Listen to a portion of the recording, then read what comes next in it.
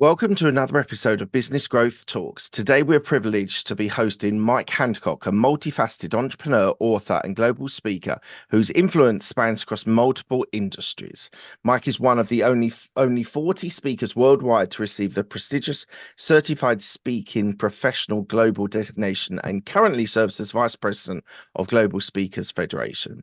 He has also authored 14 books, with 7 of them becoming international bestsellers, and has earned 6 Amazon won titles in business and personal development. As a musician, Mike has released 13 albums, achieving #1 on iTunes in 2013. His accolades don't stop there. Mike has been recognized as a philanthropic efforts, including a mention by President Clinton for his contribution to Sage Foundation and the Clinton Global Initiative. Today, we're deep diving into Mike's extensive experience, exploring the stories of his clients, the intricacies of his business ventures, and the personal journey that has shaped his career. Hey, Mike, how are you today? I'm great, Mark. How are you doing? I'm doing very well. I'm doing very well. Thank you for joining me. So, the first question I ask all of my guests is, what does a business mindset mean to you? A business mindset for me is the type of mind that you have a can-do and a creative attitude towards things.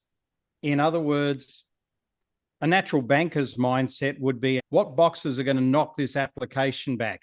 Whereas a business mindset is, what boxes are going to take this idea forward? So I think realistically, any entrepreneur, anybody with a business mind it's not as simple as being an optimist. They've got to have a mindset that goes, I'm going to find a way through this because this is the right thing to do. How in your career, very varied and done lots of different things in your career, how have you been able to maintain that entrepreneurial, that business mindset, and be able to work through problems and keep on delivering? Might seem a strange answer, Mark, but constant travel. There it Okay. is. We owned a travel company for 12 years. We were very lucky. We sold it in October 2019. Oh, How's that for timing? yeah. But we realized, and it was an experiential travel company. It was called Soul Journeys. And people came because you can work with them in an event space for half a day or 2 days or something. You can take them on a retreat to Bali for 4 or 5 days, but it's different traveling with people. And we would do themed tours. We did a Viking tour. We did a Peruvian shaman tour. We did multiple Egyptian tours. We ran Asia's first spiritual cruise. But coming back to the question, is that we realized that the reason that people love to travel is not because, if you ask somebody, why do you love to travel? They go, oh, to see new places, meet new people, experience the foods of the world. None of that's true. The reason why people truly love to travel is because they love who they are when they're traveling.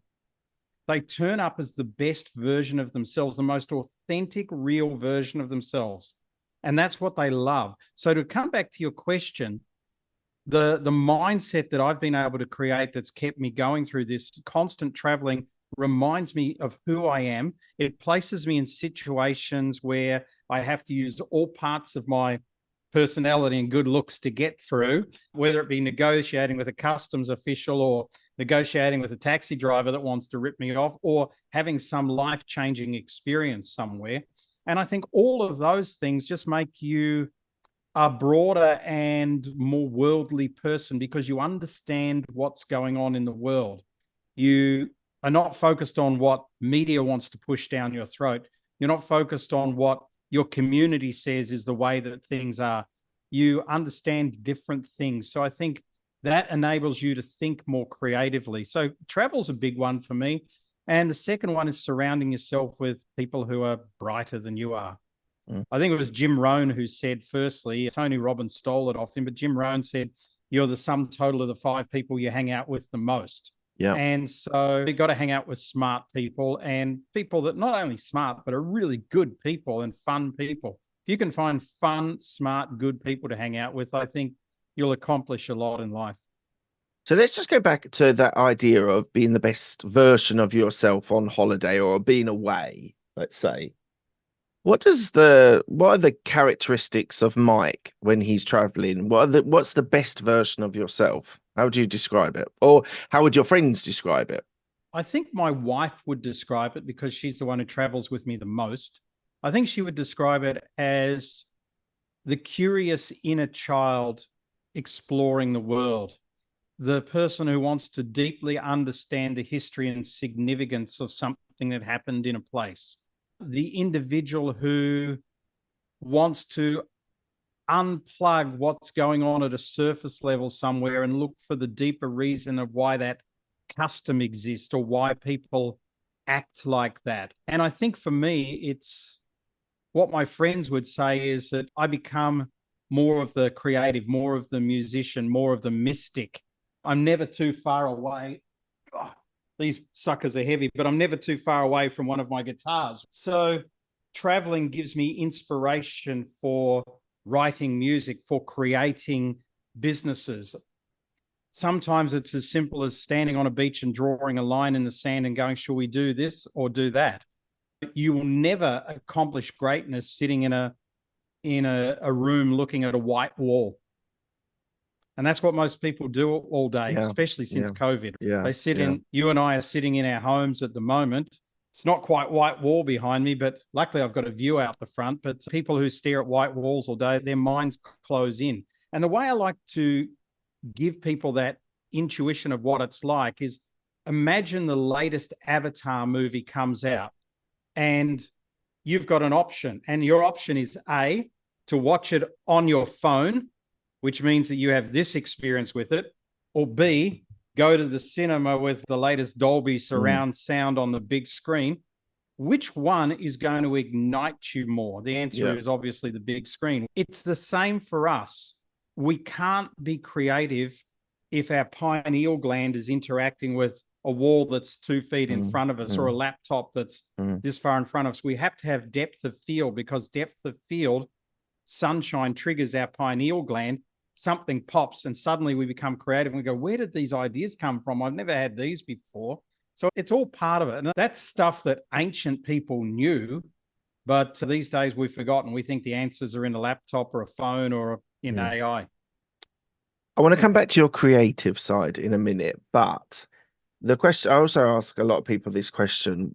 Tell me one thing about your upbringing which reflects on who you are today. I was orphaned at age 15. I was an only child to a solo parent, and I had no grandparents, no aunties, no uncles, or any of that sort of stuff. And I came home at age 15 and found my mother dead from a heart attack. And so at 15, I was by myself. And it was funny because anybody went, when you get back on your feet, give us a call and come around and have dinner. Are you freaking kidding me? So my best friend at the time's parents put up their hand and said, look, we'll take him. And I spent my last 2 years of high school living at my best friend's house. So I think what that taught me is a couple of things. Not all of them are good, but firstly, it taught me my friends are my family. So I became very good at building solid relationships with people. And I think that's really helped. Secondly, it gave me if it's going to be, it's up to me sort of attitude. So I realized very early on that nobody was going to really bail me out. Whereas most folks, if they get in financial trouble or something like that, their mother, their father, their brother, their sister, somebody bails them out somewhere in their family. That wasn't going to happen. But I think the downside of that is that I felt that I had to do everything alone. So it was probably about 15 or 20 years ago now where I used to write in the front of my diary every year, always ask for help, because I was so not used to asking for help. Right. How do you think that's affected you? Like you said about being independent, and I think that's a positive. Like obviously, losing your family is incredibly devastating. I've also lost my family in my mid-30s, which was I'm really sorry. Which was very tough. It gives you a resilience, though, having those hardships. And I was talking to my daughter this weekend about something, and I was explaining the situation that she had a tricky time and how she now feels that I explained to her that she now feels stronger by a negative experience. And that was a bit of a revelation to her. And I think it is something that we all want to have the perfect life. you've got great parents, you've got great family, brothers, sisters, aunts, uncles, grandparents, you've got great friends. But in reality, these things don't always work out. And do you think it's given you a deeper sense of resilience in your older life as well? 100%. And I wish I'd realized that earlier, Mark. Mm. There was losing my mother when I was 15. And then obviously I didn't have the opportunity to go to university. Like all my friends toddled off to university. I had to go get a Right. job because I had to bring in some money to pay for my life. So I didn't actually go to university till I was in my 30s and did it by correspondence or extramurally, as they call it then. Yeah. But been married before. So went through that whole debacle as well. Had business partners rip me off, had businesses fail, got fired from my extremely well-paying job when I was 27 and living at large. I'd made my first million by the time I was 27 and driving my Porsche and thinking that I'd arrived, and got fired from that job. And so I think all of these things that sort of come around and at the time we think are devastating, boy, do they give us resilience. Mm, mm. And they teach us something about ourselves. I don't want to focus too much on the getting fired from the job thing because it'll take a long while to go through. But basically, I was the leading manager of 150 managers that the company had for sales. So I ran a sales team of about 23 people. I was 27 at the time, and I'd been doing it for 3 years. And I was still the youngest person in the company to do that. And the national sales manager was 55 years old, grumpy, and thought I should do things his way. But his way is what other people were doing, which wasn't working. So I was doing it Right. my way. So he got very disappointed with that and started screaming at me in front of all my staff, which turned into me telling him exactly what I thought of him when I got him in private. So he manufactured a way to fire me. It took him a month or so to come up with some documents that 5 years later were thrown out of court. Never sue a public company. It takes Right. 5 years of your life to get anywhere, even if you win. And so then that was bad enough. So I was pretty devastated from being fired and losing my income and obviously the reputation damage and everything like that. But then a competitor came to me and said, look, we'd really like to take you because we know how good you are. And then this guy rung the competitor after I'd been there 3 weeks and rung their CEO and said, he's a bad apple. Oh And no. so they came and fired me again, very apologetically. So I went and saw the CEO of the competitor company. And these are multi-billion-dollar companies, Mark, Right. right? These are like British Telecom, that level of company, Barings Bank, etc., big companies. And so I went and saw him and I said, listen, this has jumped up. I told him the story and he said, if you can get me some really good references in a week from now, then I'll reconsider my position. I don't know what made me do it, but I went and got over 50 written recommendations from everybody from the mayor of the city to previous clients to high-profile individuals at the previous company that were in senior management to leading celebrities, etc. That I'd met, I just asked them in that week. And I went back to his office and I put a file down this thick on his desk and I said, there's your references. And he just went, oh, he said, we'd love to have you on board. But I think that what the process taught me there, and I had a great relationship with that company. I owned a business within that company that I had with them, and I sold that about 3 years later. And I had a great relationship. I still got some of my best friends are from that time. But what it taught me is just because somebody wants to knock you down, you get yourself back up and don't go into your hole. There's a great movie called Elizabethtown featuring Kirsten Dunst and Orlando Bloom. And in the movie, he loses $5 billion of his company's money. Right. And of course, he's having this massive pity party and he gets on this airplane. His mother dies that day or his father, and he's going to the funeral and he's just devastated. And Kirsten Dunst is the air hostess and they hook up. And then at one point he realizes he's going to have to tell her what an absolute disaster he is. So he tells her, and she says this line, which I saw the movie 20 years ago, probably, but it stuck with me to this day. She says, I'll give you 5 minutes to wallow in delicious pity. and then you have to kiss me. And I thought that's such a beautiful way of reconfiguring this crap that happens to all of us in life. Nobody has a good ride, right? Is that go and wallow, have your pity party, do that. Yeah. Time frame it. Yeah. Yeah. I worked with a guy who was fired from a company that I work for. He was a friend. We were at a wedding 10 years later and he was whinging to me about the company. And I'm like, dude, you're going to get cancer. Just let it go. Yeah.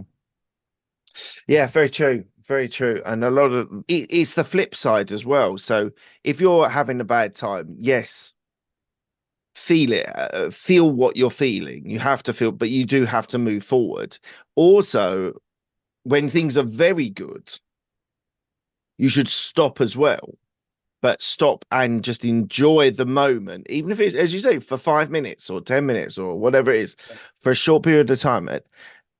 I think we should let our emotions be expressed, but don't let them overtake what you're doing, whether they're positive or negative. I saw this thing, I'm sure it's been quoted by other people, but I saw this thing with Tom Hanks doing a conversation with other actors, and he said, "It too shall pass.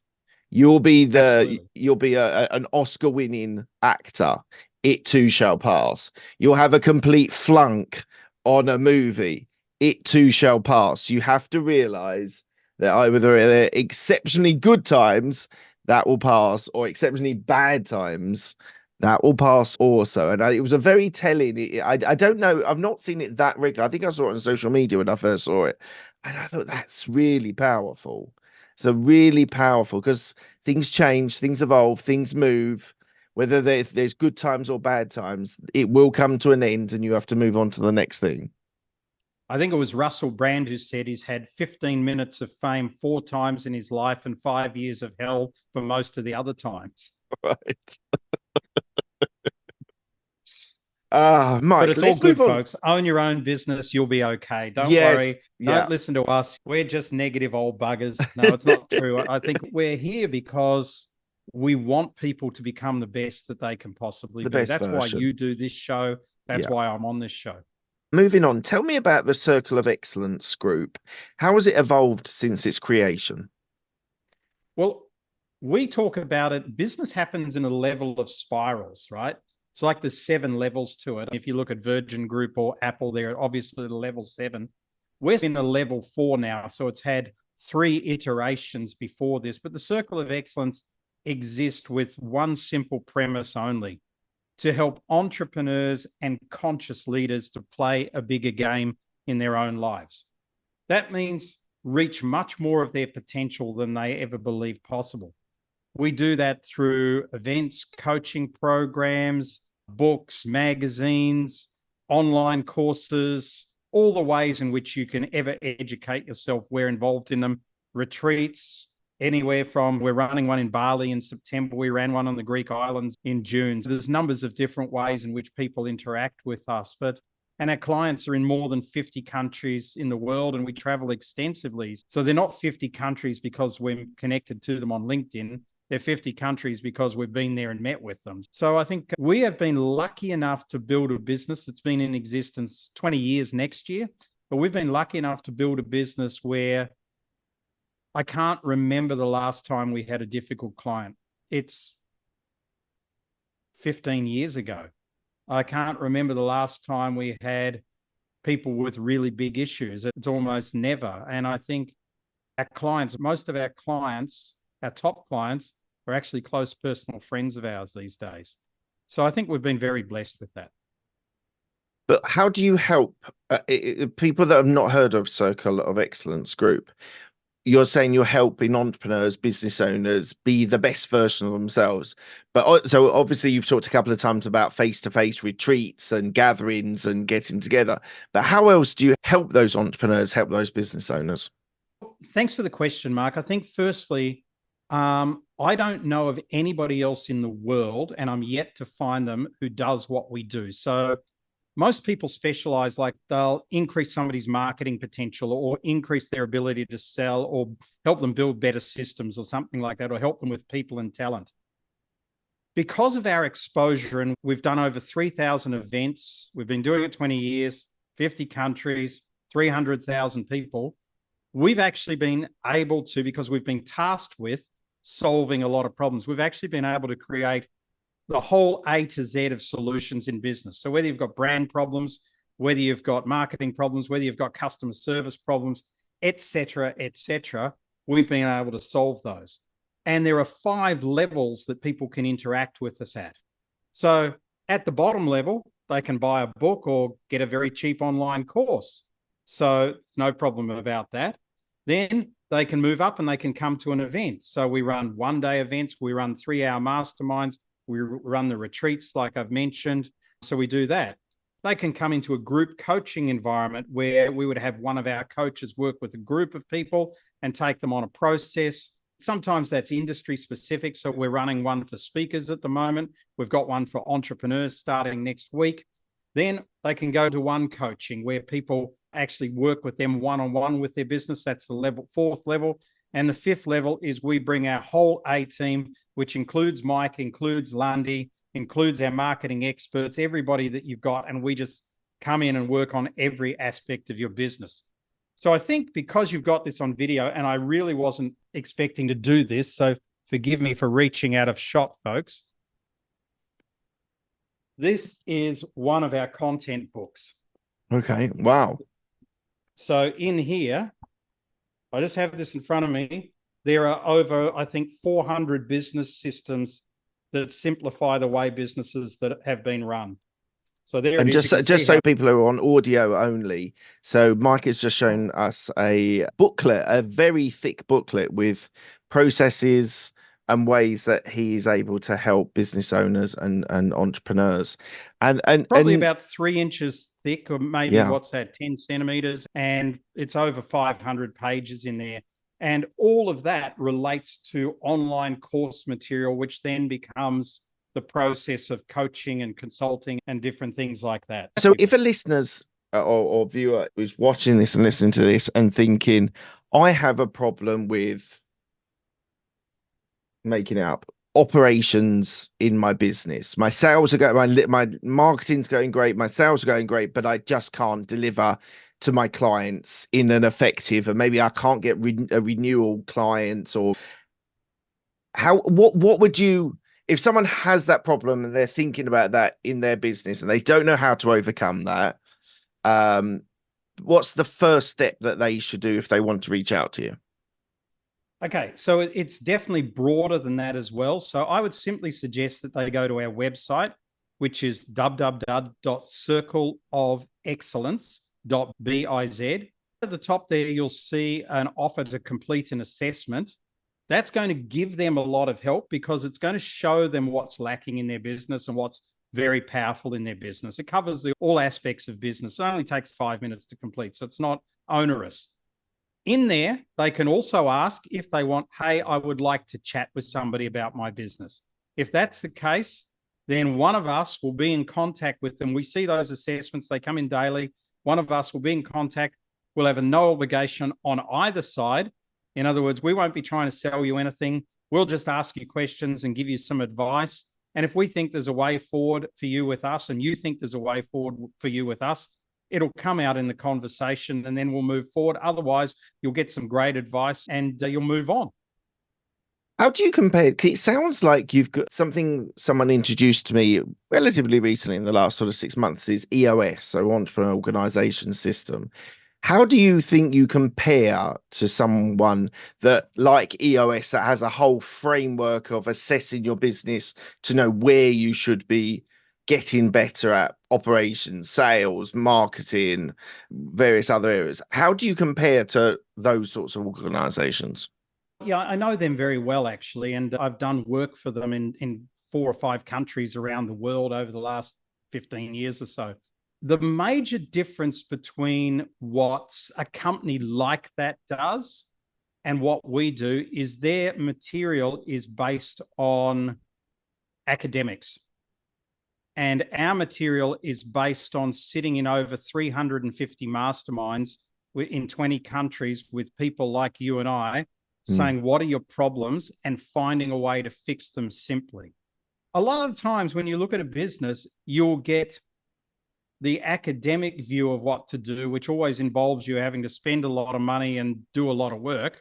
And then you'll come to us and we'll go, no, just do that and that'll fix it. And Right. it's literally that. But of course, we've gone through a lot of hours and a lot of time and a lot of energy to find out the solutions to that. And we've never, ever not been able to solve a problem. So it doesn't matter how big a business is, what it is, that's just the way it is. And that's why I say there's nobody like us on the planet, because we've not found them. A lot of those systems, they're good and they're useful, but it's just like your university course that you and I probably did. I did a management degree and I probably used 4 things out of it my whole leadership and management life. The rest of it's superfluous. So what we do is we cut that 90% out and we use the 10% that's useful. What's the future for Circle of Excellence? What do you see that as the next stage for your business? I think for us, it's about finding more people who wish to own their own business under our umbrella. And so we have all the systems, we have all the marketing, we have all the product. People can literally say, I want to own a business where I coach, consult, train businesses and people, but I don't know where to start. You don't need to. Just come to us. And we have that whole turnkey A to Z system for people and we can help you wherever you're located in the world, whether it's Lahore in Pakistan or New York City, it doesn't matter. Amazing. Tell me about your role at Global Speakers Federation. Global Speakers Federation is a not-for-profit, and it is the governing body that looks after 17 main associations around the world, which we say comprises 30 countries, but I think it's probably 40 plus countries. So let me explain that to you. So there is a speaking association in the UK where you live called Professional Speakers Association United Kingdom, which covers Scotland, Southern and Ireland as well. In there, anybody who wants to be a professional speaker will come and join that. And there's academics that they can go through to become a better speaker, to get certified, etc., at various levels as there is. And then there's camaraderie, there's best practices that they can learn. And through their relationship with the Global Speakers Federation, they can access the world of speakers, the world of best practice for the speaking industry. So think of it as the thought leadership industry, because there are around about 55,000 registered speakers in the world, over 90,000 on LinkedIn, about 55,000. They're your thought leaders. They're the people who are in the boardrooms of the Facebooks and the Googles and the WhatsApps every day, giving advice or speaking to their leaders and audiences about how to do things better. So the Global Speakers Federation is the body that covers that. I just moved literally last week from vice president to president-elect. I'll be president next year.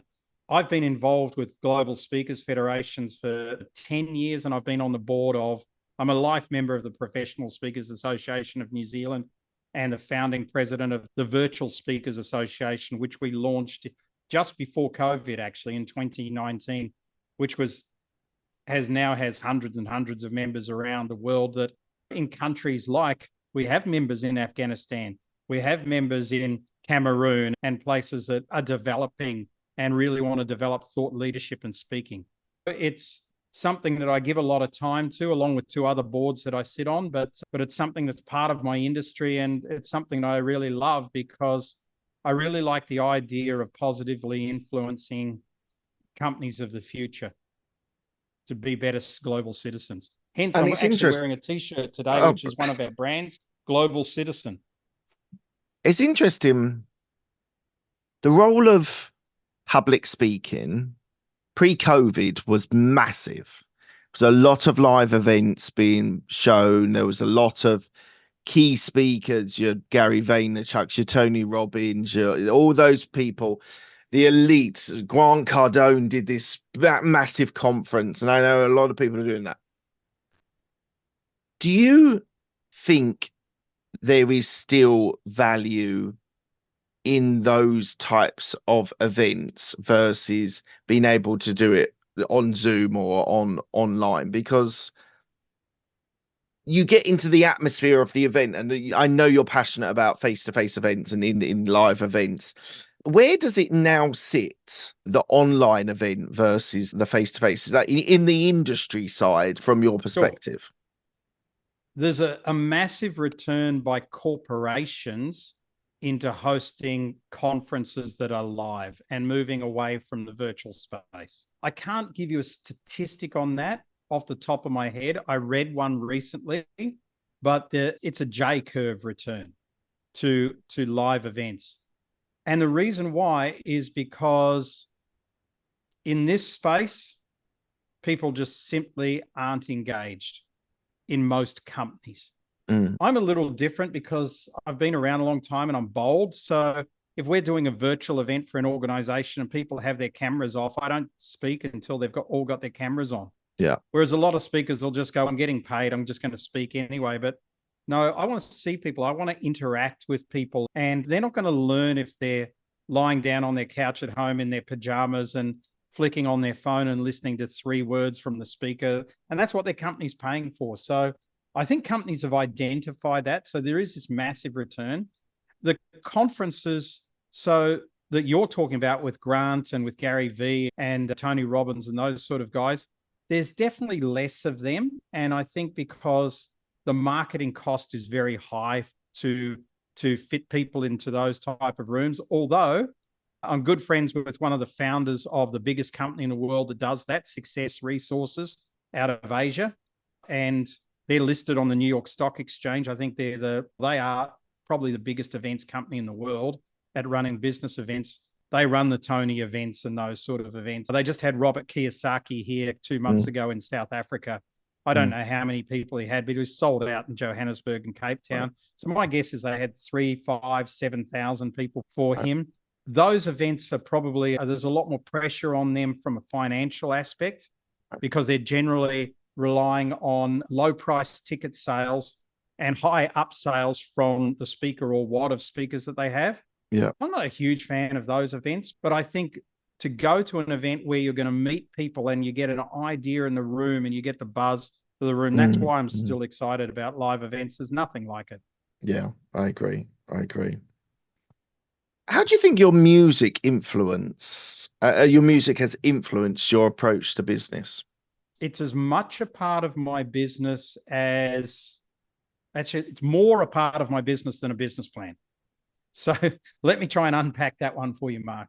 For instance, every business has a rhythm. Every business has a melody. Every business can either turn up the volume on it or turn down the volume. Every business has a pitch. Sometimes it's out of key, right? So a business is just an extension of human beings. And from a quantum physics level, all matter comes from light and all light comes from sound. Right. So at a fundamental basis, we are just sound. So therefore, through my understanding of music, and don't get me wrong, I didn't go to a conservatory of music. I play totally by ear. Any ability I've had to read music, I've lost over the years. Just like Dave Gilmour or, Eric Clapton, they don't read music either, but they're 10 times better guitar player than I am. But I think for me, it's about we integrate it. We understand the rhythm of business. We understand when to change key and things like that. So there's a lot of music terminology that we use in business, a lot that we teach our clients once they get up to the A list with us. And we don't teach it on the lower sort of levels, but it is in some of my books. And I think the other thing is when we run a lot of events, and I've written a lot of music, and most people come to our events, they don't realize that probably 70% of the music they're listening to is I've written. So that enables me to do something that's in my passion as well, and make it part of what I do. And sometimes if I give a big keynote, like I'm giving a big keynote later this year in Indonesia, so I'm going to be taking guitars, and there'll be guitars and amplifiers on stage. Amazing. And that'll be part of it. And another thing, the impressiveness of your book writing as well. What's the journey been like with all this stuff? Shouldn't we just be talking about business?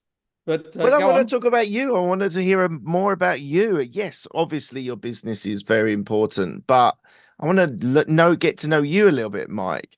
Cool. So what about your books? What's been your experience? Because from my perspective, I've shied away from writing books because I'm very happy to sit here and have a conversation with you and talk to all of the other couple of hundred people that I've interviewed. And I find it fun. I find it enjoyable. I get to learn things from you and other people that probably wouldn't be able to get that experience. So this is my passion. This is what I love doing. But writing books, I've always have found that it's a challenge for me. I don't enjoy it. What's been your experience of writing those books? I probably have a few things to share on that. So firstly, we've got a great client and friend, Dennis Giannoutsos. He has the #2 business podcast in New Zealand called Leadership is Changing. It's very corporate. He's done 600 podcasts now, and he's just taken all of those, filtered them all into AI, and come up with the 43 lessons of leadership from his 600 guests. Right. And I think I haven't read the book yet. It's literally coming out this week, so I can't comment on it, but I think it's a lovely idea. And it gets him to become a published author, gives him something else to sell to his crew. Maybe you could do that. Secondly is I was very lucky early on, like a long time ago, 2001, I went to a book writing event, strangely, another live event, and run by Penguin in New Zealand. And one of the speakers they had there that day was a guy called Richard Webster. And he had ghost written over 200 books and had 43 international bestsellers. This is a serious guy. Nice. Yeah. In New Zealand, he's a guy who wore a cardigan, had a scruffy beard, and nobody knew who he was. In America, apparently he's a rock star. They used to pick him up from limousines in the airport. Nice. But Richard taught me a model to write books back 20-something years ago. And that model stuck with me. I've taught it to hundreds of people, and I can share the basis of it here on the podcast for anybody, any listener who wants to write a book, because it can really simplify it. Firstly, if you want to write a book on, say, podcasts, let's say we want to write a book on podcasts, we just get a bunch of sticky notes. And so on the green sticky notes, we're going to come up with what are 10 things that we could talk about on podcasts. So we could talk about the history of podcasts. We could talk about the technology that you need. We could talk about how important the brand is, what platforms you should use, what the format of your podcast is. Already, I've come up with 6 things. So the idea is if you come up with 10 things, you've got 10 chapters. Right. Now, the first thing I mentioned was the history of podcasts. So let me think about that. I could go back to what are 10 things I can think of there. I can think of the first recording. In fact, was it Alexander Graham Bell or Edison? I can't remember off the top of my head. I could think of the very first podcast. I could think of who's the podcast gurus who've done like 10,000 podcasts. I could talk about the Joe Rogan experience. I could talk about a number of these. I can come up with 10 things under that, 10 things under the technology, 10 things under the format, et cetera, et cetera. Right. So now I've got all these Post-it notes, and now I just put them up on my glass window here. And I go, these are the order of the chapters. This is what I want in this chapter. This is what I want in this chapter. This is what I want in this chapter. Now, my role as an author, if I've got 10 chapters, and by the way, you could have 12 or 15, but 10, and I've got 10 things under each one of them. And by the way, you could have 8 to 15 of those. Yeah. If I just write 400 words on each, which is an A4 page on every one of those bullet points that I've got, I'll have a book which is the average size of a non-fiction book. Nice. So people make book writing such a big thing. Yeah. But actually, if you chunk it down, just write one page. I'm using a Samsung microphone here. I'm sure I could write a page on microphones. I'm sure I could write another page on cameras. I'm sure I could write another page on lighting. So I'm starting to build out my whole tech chapter just there. It's an amazingly simple but effective way of writing a book. I actually, listening to what you said, I actually feel a lot more empowered because I feel all at sea when it comes to writing a book. I wouldn't, and just that simple 10 subjects within each subject, 10 points, that it suddenly becomes a little bit more manageable. It feels more doable. So I think, and thank you for that. That's been very revealing. Do you enjoy it? Do you like it? One final thing on that. Yeah. is Mark Victor Hansen, who co-wrote Chicken Soup for the Soul with Jack Canfield. They sold 140 million books in the series.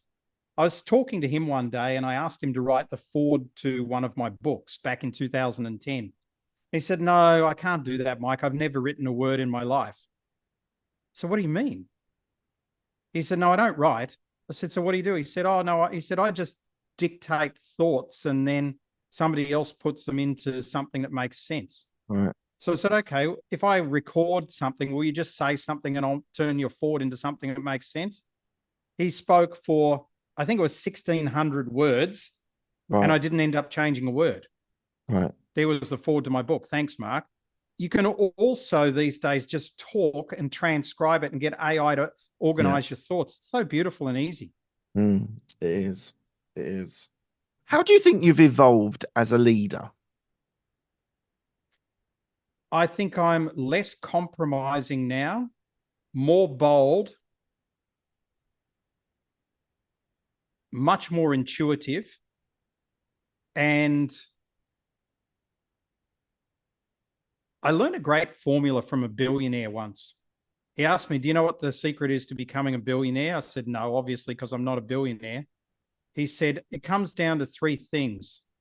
It comes down to intuition, Mm.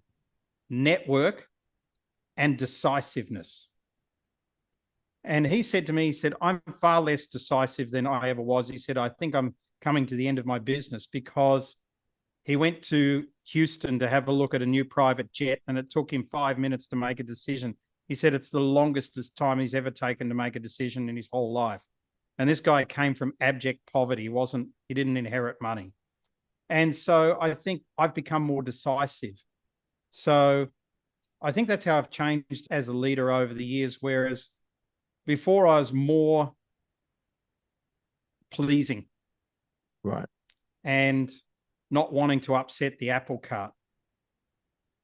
Do you think Like I being just got more off a call with one of my business partners half an hour ago, and I said, "You've got somebody who works for you in Asia and they're BSing you because I've just spoken to them, and you need to basically cancel that guy's contract and move on to something different." I would have never said that 10, 15 years ago. I would have right. tried to solve the problem, but I know the problem's not solvable straight away. So just move on. Yeah, and I think being more bold and more decisive actually comes from experience. And something I heard on a podcast was when you hit your 40s, you have, so I'm 44, you have wisdom. In your 20s, you have energy. Your 30s, you make decisions about your life, and in your 40s, you have wisdom. And I think it's a really good way of viewing, because once you've got kids, you impart wisdom onto them. Once you've got employees, you impart wisdom onto them. Once you've got, if you're helping people with their businesses, you're imparting your wisdom. But that only comes from experience of 20 years of experience in life, as well as business and family and friends and everything around that. And I think it's underrated in some ways, that idea that 20 years worth of experience working or running your own businesses can be incredibly impactful for other people, even in ways that you don't even think they could be impactful, but they actually are. What's your view on wisdom and growing older? I think nobody likes growing older when you get aches and pains, right? True. But I think from a wisdom perspective, there's a certain thing that money can't buy, and that's just lifetimes of experience.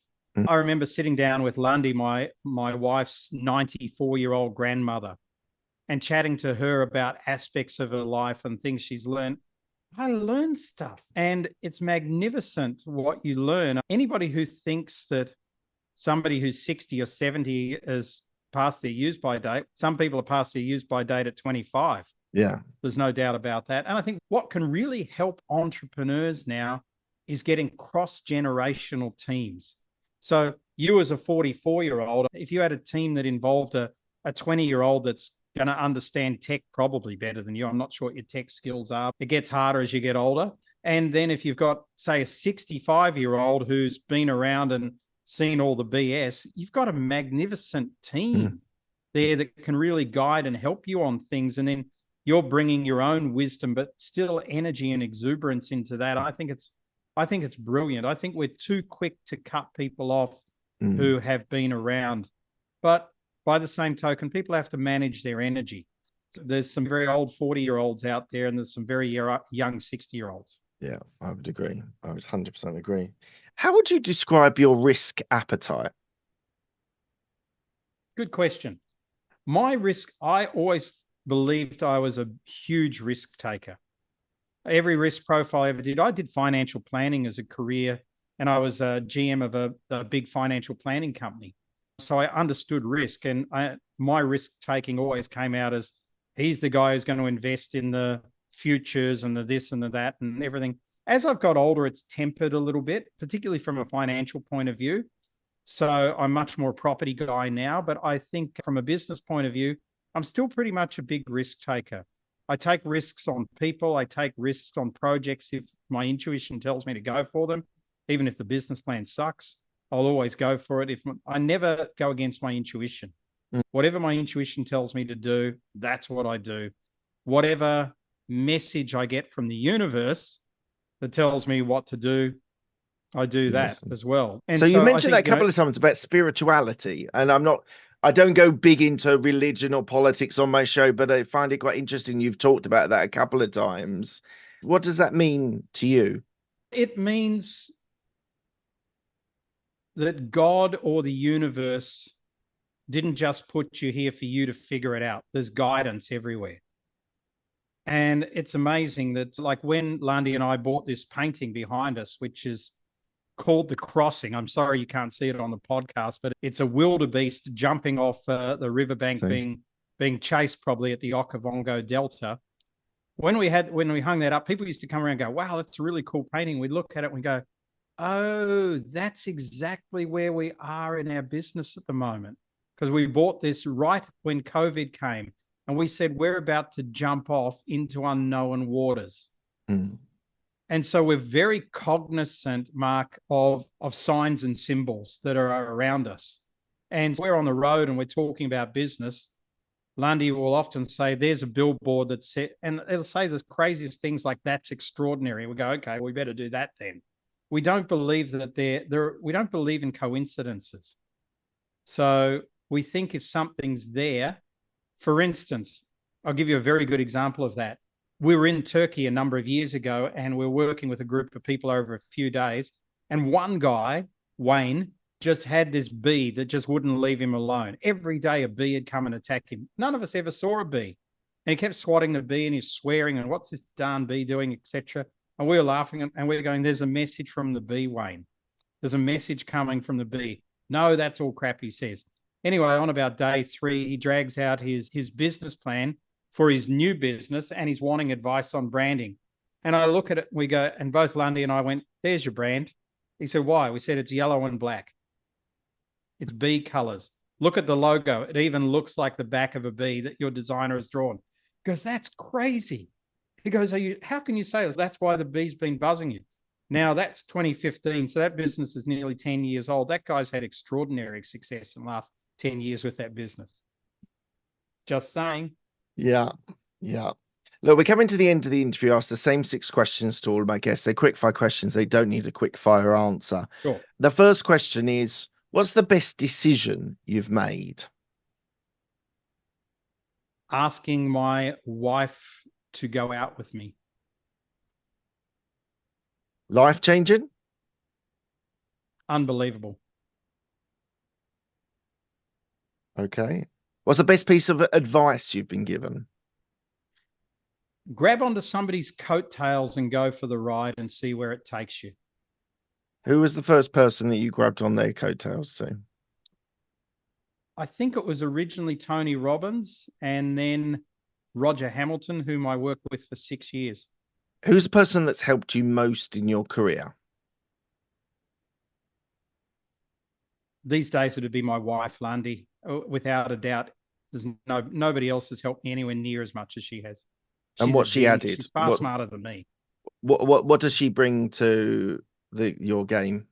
Confidence, surety, removes doubt, and just is the most positive person you'll ever meet in your life. Amazing. Tell me about a regret that you have. I could probably tell you 5 regrets of properties I didn't buy that I should have. Lakefront, beachfront, etc., and things like that. I don't have any regrets in business. Probably the only regret I have is that I didn't put my band back together the 3rd time after they broke up, because I think I could have got another 5 years out of my music career. Okay, amazing. What are you most proud of? I'm most proud of our clients and what they've been able to achieve in their life. We've had clients who've listed their company on the New York Stock Exchange, the Australian Stock Exchange. We've had people win Global Peace Awards. We've had one of our clients has been knighted. So I'm just super proud of them. Amazing. Why do you do what you do? Because I believe that every single person has far more potential than life has led them to believe. And one day somebody asked me, so who are you in 3 words? And I said, it just came to me. So it's not something I'm attached to. I said, I'm the keeper of keys. So I think that we're able to unlock some of that potential in people. Amazing. What does legacy mean to you? Legacy is leaving the world in a better place than what you found it, and ensuring that your footprint can last for some years past when you've left somewhere. And unfortunately for most entrepreneurs, it doesn't. Most entrepreneurs sell their business or retire and life just goes on. And lastly, where can people find you if they want to reach out to you? You can either find me on LinkedIn, so Mike Handcock with a D, Handcock, if you want to connect with me personally, or simply go to www.circleofexcellence.biz, fill in an assessment, and if you want to meet with us personally, we're happy to do so. Brilliant. Thank you, Mike. Thank you so much for your time today. It's been an absolute pleasure speaking to you and learning about your business and you as well. You're a fascinating guy with huge amounts of experience. Thank you so much for being on my show. Mark, you ask wonderful questions, and I know that you inspire thousands upon thousands of people. Keep doing it, and thanks for having me. Thank you. And thanks to everybody listening.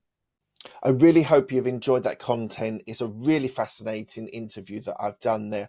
So please do, if you are enjoying this content, please do give it a like. Please do give a subscribe. It'd be really good to boost the subscriptions. It really makes a difference to the algorithm in YouTube. So thank you for that. If you do hit subscribe, hit the bell icon and you'll get all of the content. You'll get notified when all the content is available. Thank you so much for your time. It's really appreciated. Thanks a lot.